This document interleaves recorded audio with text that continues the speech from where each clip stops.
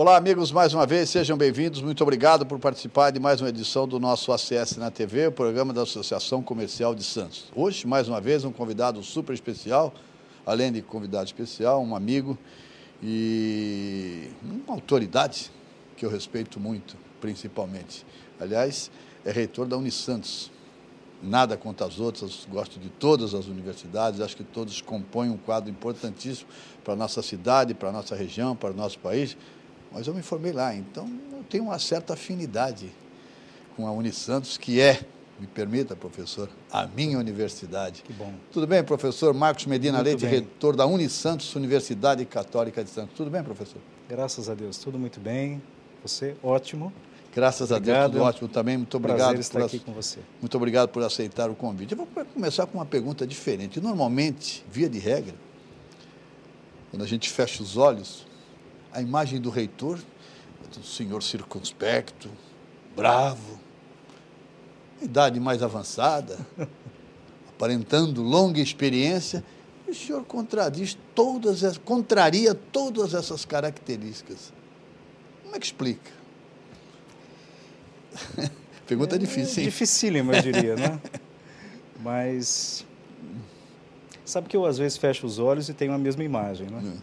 E custo acreditar que tamanha responsabilidade e, enfim, tamanha oportunidade.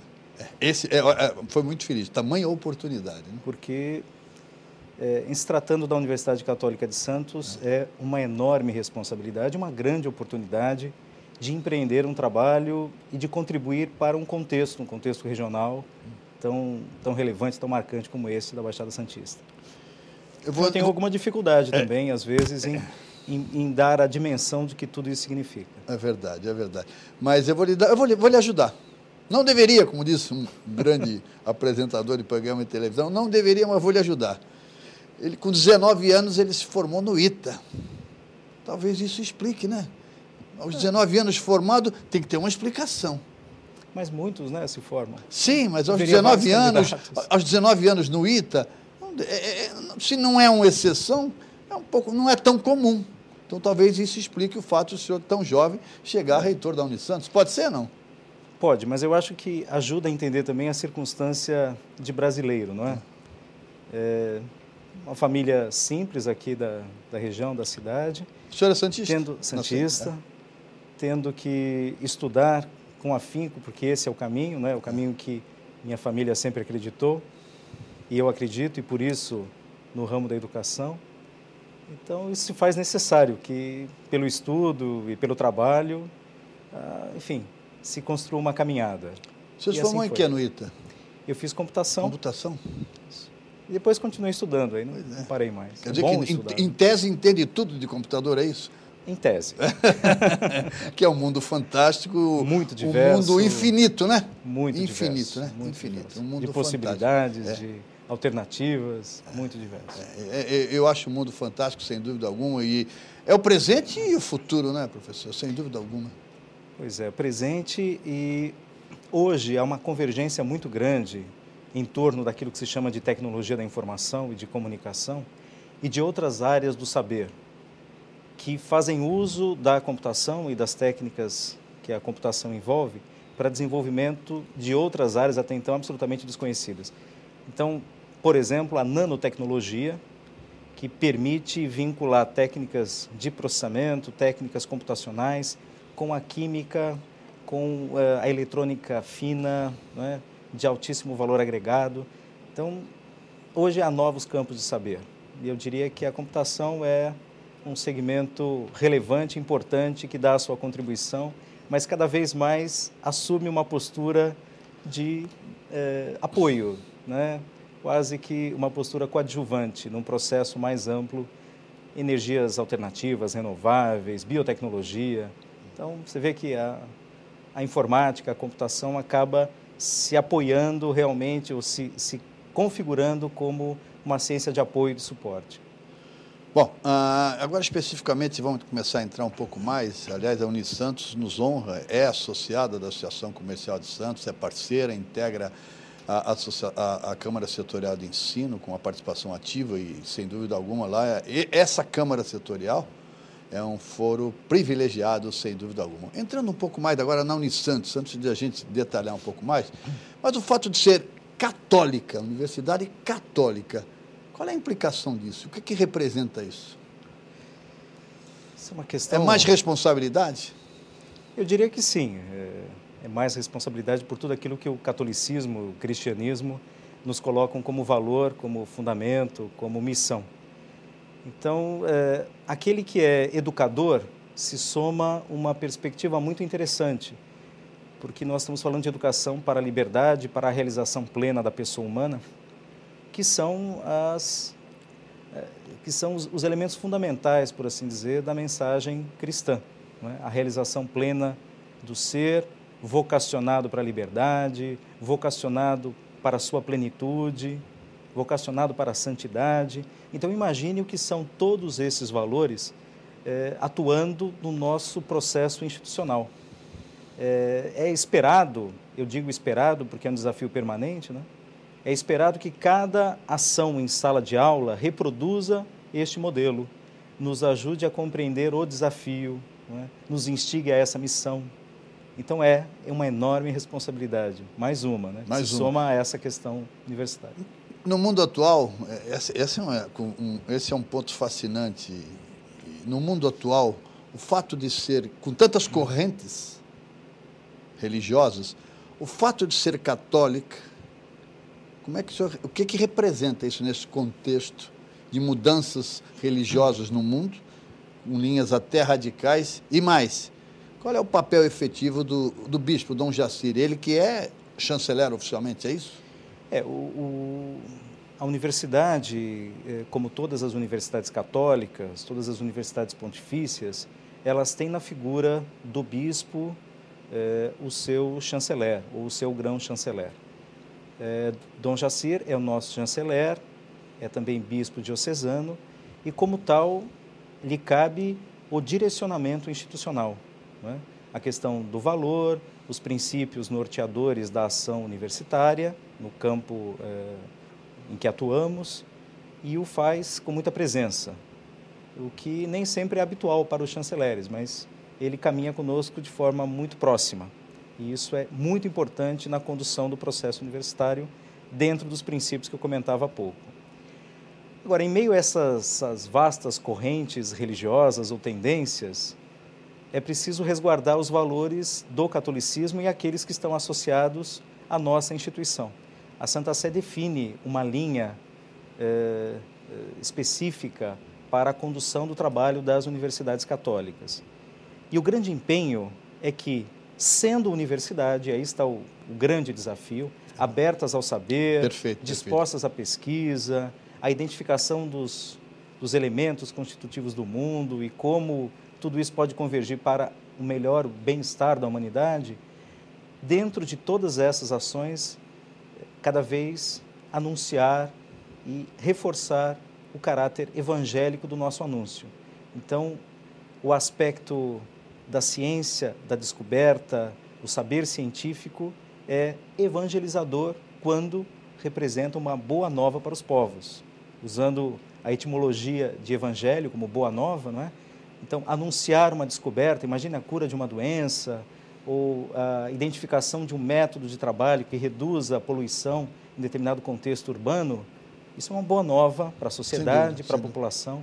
Então, nessa perspectiva, as coisas conjuminam. Nós vamos para o primeiro intervalo, professor, desculpe interromper, nós vamos para o primeiro intervalo, voltamos, bela resposta, gostei muito, uma resposta que merece uma reflexão ainda maior, gostei muito, parabéns. Nós vamos para o intervalo e voltamos em instantes com o professor Marcos Medina Leite, reitor da Unisantos. Até já.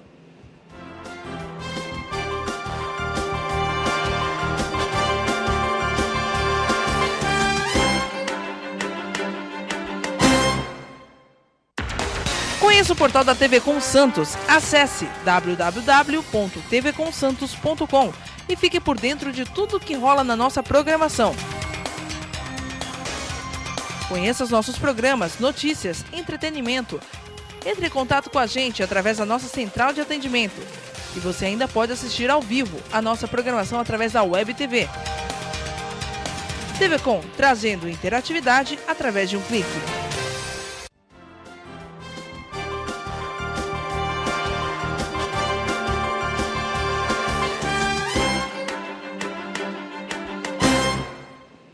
Voltamos com o nosso programa Associação Comercial de Santos na TV, ACS na TV. Hoje o nosso convidado é o professor Marcos Medina Leite, ele que é reitor da Unisantos, Universidade Católica de Santos. Agora vamos, o primeiro bloco procurei mais encaminhar para o aspecto pessoal e realmente foi muito interessante. Vamos tentar entrar um pouco mais no mundo universitário. Já recebemos aqui, professor, outros reitores. E eu fiz uma pergunta que eu peço licença para repeti-la, porque considero importante a sua opinião.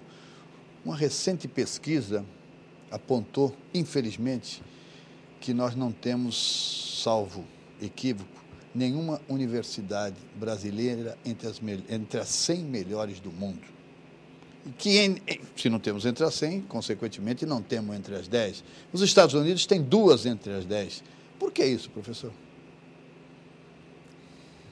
Eu acho que todos nós sabemos um pouco, não é? Mas sem dúvida, mas eu quero ouvi-lo. Todo esse somatório talvez não seja suficiente para criar a grande justificativa. É um desafio de Estado, é um desafio de nação brasileira.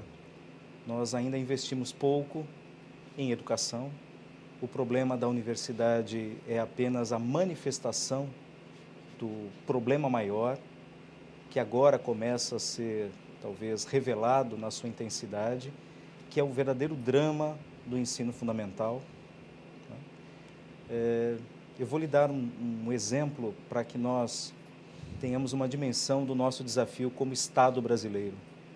Fala-se atualmente em insuficiência na formação de engenheiros, sem dúvida, diante dos desafios que o pré-sal nos apresenta, não é? Os desafios que o nosso futuro polo tecnológico, que todos acreditamos e lutamos, também nos apresentará muito em breve.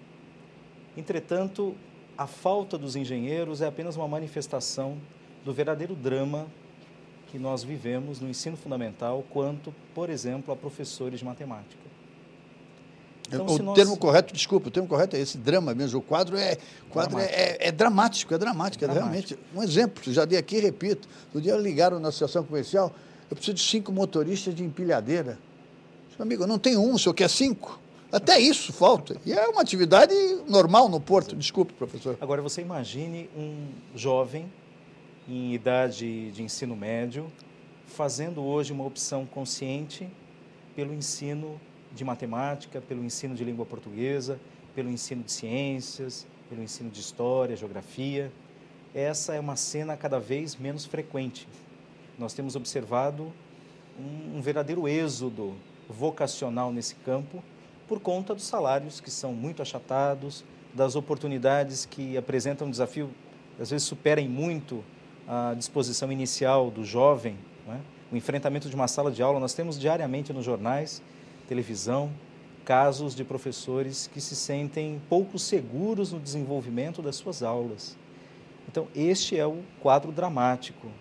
Um país que vive essa situação jamais pode sequer sonhar em ter uma universidade dentre as principais do mundo, se não consegue equacionar um problema tão básico, porque nós precisamos de um volume significativo de pessoas qualificadas, interessadas, preparadas, para que, ao chegarem ao ensino superior, possam apresentar os resultados desse trabalho na forma de pesquisa, investigação científica, projetos.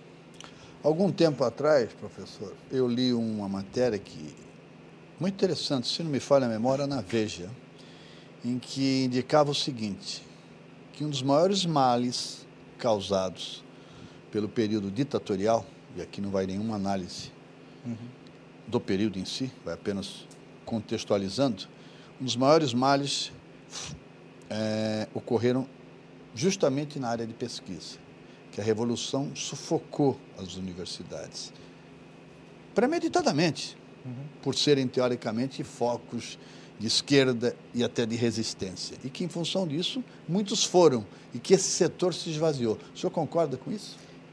Os dados mostram isso, não é? Nós tivemos um êxodo de docentes, um êxodo de cérebros. Né? Exato, cérebros. Se costuma utilizar essa terminologia.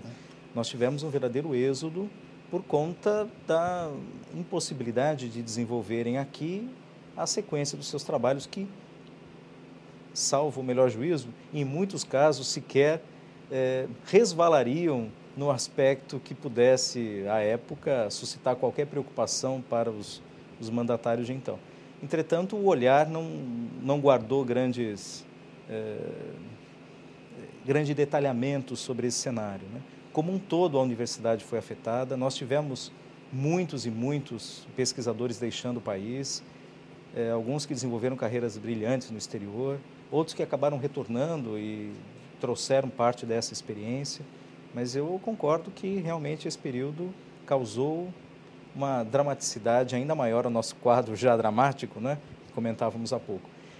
Agora, é preciso também considerar que há um desestímulo nesse período e... Talvez em consequência de... inclusive para o estudo superior em algumas áreas, né? Enfim, só temos a lamentar. Isso, sem dúvida, hoje apresenta a sua conta no contexto geral da nação. A história apresenta a conta. É como agredir a natureza, quando se fala do ponto de vista ambiental. Um dia ela manda conta. Seguramente não foi uma ação de sustentabilidade. Sem dúvida alguma, sem dúvida alguma. Quanto o Estado brasileiro. Né?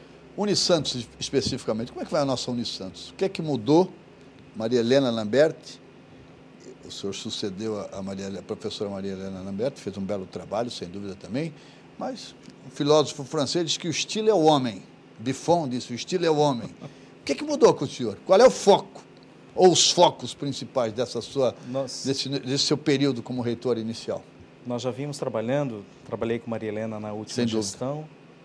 Maria Helena, grande amiga, a quem eu tenho um apreço, um respeito muito grande, desenvolveu um trabalho na universidade que, sem dúvida alguma, é uma grande herança para todos nós, né? E vai ficar pela continuidade desse trabalho.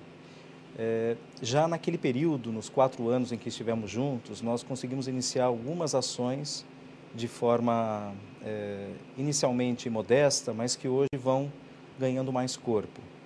Então, não se trata de uma ruptura ou disruptura, mas sim uma continuidade. De uma ênfase, talvez, em alguns aspectos que são diferenciais da nossa instituição. Um deles, a pesquisa.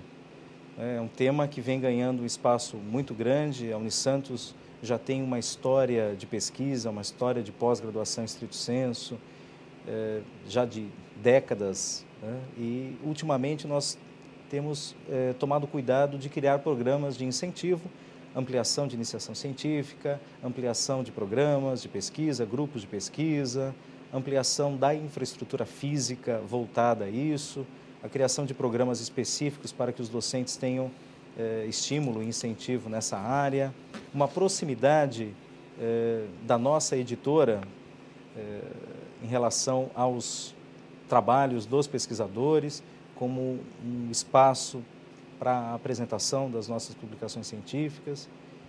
Então, a pesquisa tem sido um espaço de aprofundamento desse trabalho já no início agora da nossa gestão. Nós vamos para o intervalo, segundo intervalo, a conversa está fluindo bem, tão bem que o tempo está voando, passando rapidamente, mas eu quero terminar esse bloco. O professor falou a gente falou dos livros, falou da gráfica, enfim. Portos no ambiente costeiro, são títulos recentes da Unisantos, né? Gestão ambiental e direito do petróleo e gás. Aliás, nesse terceiro bloco, que nós vamos iniciar daqui a pouco, eu quero abordar isso, justamente isso. A faculdade perdeu, entre aspas, aquele padrão tradicional, engenharia, medicina, e de repente, petróleo, gás, gestão ambiental, porto. Voltaremos em instantes.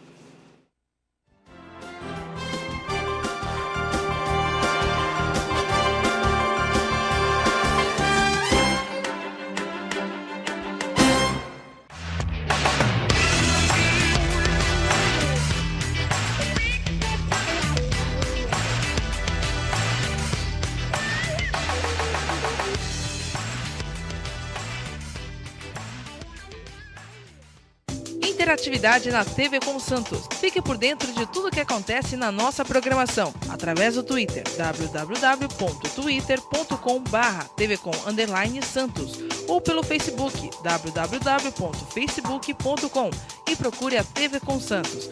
TV Com, trazendo interatividade através de um clique.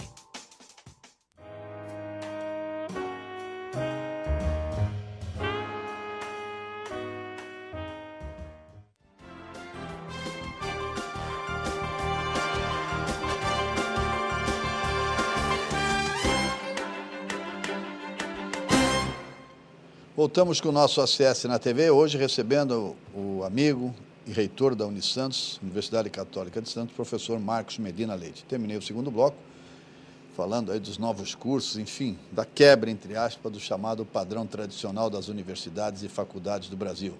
Hoje não é mais só medicina, engenharia, aquela coisa assim que nós fomos criados. Hoje o leque é muito maior, né, professor? As universidades vão se adaptando à realidade ou a realidade vai impondo mudança na universidade? Nas universidades? As duas coisas. E o que tem de novidade na Unisantos? Gestão ambiental. O senhor falava há pouco, durante o break, desculpe, sobre engenharia ambiental. Essa é uma das novidades, não tão recentes, mas é uma das. Engenharia ambiental, engenharia de petróleo, mas ainda dentro do campo da engenharia. E teremos mais algumas novidades nesse segmento, em que nós estamos, você perguntava no bloco anterior, sobre o reforço, reposicionamento institucional, característica da nova gestão. Esse é um deles, né? Nós estamos ampliando o nosso portfólio de ofertas no campo das engenharias, fazendo a grande leitura da necessidade do país e da região de profissionais qualificados, sérios e comprometidos com a qualidade profissional, a atuação profissional futura. Nós temos, por exemplo, um curso de biotecnologia. Biotecnologia é um campo absolutamente novo, né? Os pesquisadores da área, inclusive o estímulo para a biotecnologia veio do reconhecimento da competência dos pesquisadores que temos na Unisantos em biotecnologia. Nós tivemos 3 projetos de biotecnologia aprovados na Agência Nacional de Petróleo. Sim. Eu li no jornal. Muito bom, parabéns. Esse credenciamento veio justamente da identificação da oportunidade, é um campo, por exemplo, que o Ministério de Ciência e Tecnologia hoje abre como linha especial para fomento, biotecnologia, nanotecnologia, engenharias renováveis, são campos alternativos e para os quais se pode investir boa parte dos recursos que advirão da exploração de gás e óleo em águas profundas, né? Isso é uma questão muito interessante, porque é uma política de substituição gradual para tecnologias mais sustentáveis e, enfim, alternativas energéticas mais sustentáveis. A biotecnologia é um campo desses, da novidade de formação que sai do habitual, do convencional. Há outros, mas esse é um interessante. Quantos alunos tem hoje a Unisantos? Quantos cursos e quantos alunos tem hoje a Unisantos? Não sei se os números são confidenciais ou não, perguntar não ofende, mas... De jeito nenhum. Nós temos hoje em torno de 43 cursos, 42 cursos. Qual é o mais procurado, professor? Direito. Direito? O que é possível compreender? Veja, você apresentou há pouco um livro sobre direito do petróleo e gás. É verdade. Está aqui, exatamente. Tá. Nós tivemos agora recentemente... Vocês conseguem pegar? Tá. Nós recentemente estivemos com docentes da Alemanha, da universidade... duas universidades com as quais nós temos muita proximidade. A Universidade de Steinbach, Berlim, né, que desenvolveu conosco uma parceria muito interessante na área de formação, pós-graduação. Então, receberemos alunos oriundos de lá e há um grande interesse por formação no Brasil como campo de atuação do futuro especialista, mestrando da área da Alemanha, no contexto do mercado brasileiro. E um dos temas que os interessa sobremaneira é o tema do direito, porque as condições do direito no Brasil são bem peculiares, né? E, então, veja que, ainda que seja um campo tradicional, ele se renova continuamente, porque a aplicação em contextos novos, como esse da exploração de gás e óleo, por exemplo, se revela uma grande oportunidade. As pesquisas em direito ambiental, direito energético, litígio internacional. Tivemos um treinamento recentemente com a Alemanha, Brasil e Alemanha, na Unisantos, sobre direito energético e litígio internacional. Beleza. Campo novo, né? Novo e interessante e importante, né? Infelizmente, nós estamos caminhando aí para o nosso final, temos apenas 2 minutos e meio, aproximadamente. Eu não posso deixar de fazer essa pergunta, porque aí é a minha área específica e eu quero ver a sua opinião. E aguardo a sua opinião, me surgiu a pergunta agora, na conversa, com grande expectativa. Quero ouvi-lo. O que o senhor achou do fim do diploma do curso de jornalismo? que para mim foi uma facada. Pois é, acho que todos sentimos assim, não é? Todos sentimos assim. De uma certa maneira, no reconhecimento legal do quão relevante, necessária, quase que insubstituível é a formação universitária nesse campo. Sem dúvida, sem dúvida. E eu fiz. Preparação. E aqui não se trata de defender, de reserva de mercado, nem se trata de defesa em causa própria. Eu sei da importância do curso de jornalismo. Se não no jornalismo especificamente, mas vamos falar no português principalmente, vá? Sim. Que a universidade dá. Mas, desculpe, professor. Mas há duas questões muito oportunas. A primeira delas é que, tão logo houve a supressão dessa exigência, houve uma reação forte, muito forte dos segmentos, não é? O que mostra que há articulação e há reconhecimento da relevância dessa formação. Há uma PEC em transmutação, um projeto de emenda constitucional, esse, que eu acho que vai restabelecer, se Deus quiser. O outro aspecto é esse, há uma movimentação muito grande. Agora, curiosamente, tão logo essa exigência desapareceu, e houve uma queda pela procura dos cursos. Sem dúvida, sem dúvida. Entretanto, ela se recupera de forma muito intensa. Eu não sabia, esse é um dado importante. Ou seja, a despeito da dificuldade, nós temos uma procura crescente pelos nossos cursos de comunicação social, jornalismo principalmente. Que beleza, que beleza. O que mostra que os jovens, a despeito dessa realidade que, em tese, facilitaria o ingresso para o exercício profissional, reconhece o papel e a contribuição da formação universitária séria, comprometida para o futuro profissional do jornalismo. A música me remete à música, apesar de você, amanhã há de ser. Quer dizer, que apesar de tudo que fizeram, nós continuaremos caminhando. O professor, está encerrado, mas eu não posso deixar de fazer essa pergunta. Eu peço que o senhor seja bem objetivo, para que a gente não leve aí uma bronca da nossa técnica. Já está dentro. 30 segundos, por favor. Recentemente, o senhor esteve junto com a Câmara Setorial, com os integrantes da Câmara Setorial de Ensino, com o ministro Aloysio Mercadante. E foi praticamente acertado um grande seminário, fórum, para dia 15 de setembro. Rapidamente, o que o senhor achou desse encontro com o ministro Mercadante na Associação Comercial de Santos? Foi excelente, Márcio. Foi muito importante a vinda do ministro, principalmente percebê-lo como um grande entusiasta das questões do entorno da região da Baixada Santista e perceber que temos por ali um caminho, com chance de sucesso muito grandes de articular iniciativa privada, setor produtivo, com as universidades, para conseguir alavancar um processo que vai beneficiar todos aqui na região. Muito bem, conversamos hoje, recebemos com muita alegria, com muita honra, o reitor da Universidade Católica de Santos, professor Marcos Medina Leite. Voltará em breve. Vamos convidar o professor já oficialmente para voltar aqui em breve, também junto com o Edson Monteiro, o diretor-geral da Unip, e nós faremos um programa específico sobre essa visita do ministro e esse seminário, fórum, que será realizado no dia 15 de setembro, vai ser muito importante, não só para a cidade, mas para a região, para o estado e para todo o país. Professor, muito obrigado mais uma vez, Márcio, um abraço, parabéns pelo trabalho na nossa Unisantos e até a próxima oportunidade. Muito obrigado. Nós voltaremos, até a próxima semana, se Deus quiser.